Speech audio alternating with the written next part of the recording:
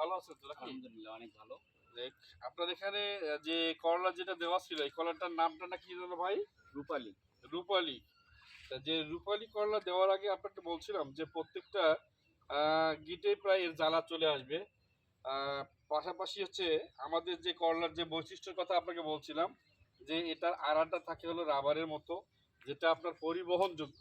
এক জায়গা থেকে অন্য জায়গায় আপনার নিয়ে যাওয়া যায়, সহজভাবে নিয়ে যাওয়া যায়। এর আড়াগুলো সহজে ভাঙে না। পাশাপাশি প্রচুর পরিমাণে ধরতি আসে। এই জমিতে আসছি, এখানে তো আর কাউকে কোনো কিছু বলতে হবে না বা না, জানাইতে হবে না, তাই না? হ্যাঁ অবশ্যই। তা আপনি এখন একটু বলেন যে আমি যে কথাগুলো বলছিলাম এই কথাগুলো কি ঠিক আছে কিনা? হ্যাঁ, সবই ঠিক আছে। আর হচ্ছে একেবারেই রোগমুক্ত গাছ। রোগমুক্ত গাছ। রোগমুক্ত গাছ আর এটা যে মানে করলার আড়াটা অনেক ভালো রাবারের মতো। রাবারের মতো। আমরা হারভেস্ট করার সময় যদি আমরা একটু নরমাল ভাবেও রাখি, আসলে দাগ হচ্ছে না। আমরা বাজারে নিয়ে যাচ্ছি, ভালো সুস্থ থাকে। আর যে ক্রেতারা কিনে অনেক খুশি যে আসলে এরকম জাত এটা বিক্রি শেষ না হওয়া পর্যন্ত অন্য করলা ওরা হাত দিয়ে ধরতে চায় না। তাই। যে আমরা যখনই এই করলাটা নিয়ে যাব সবার আগে আমাদের করলাটা বিক্রি হয়। তো ধন্যবাদ রশিদ ভাই।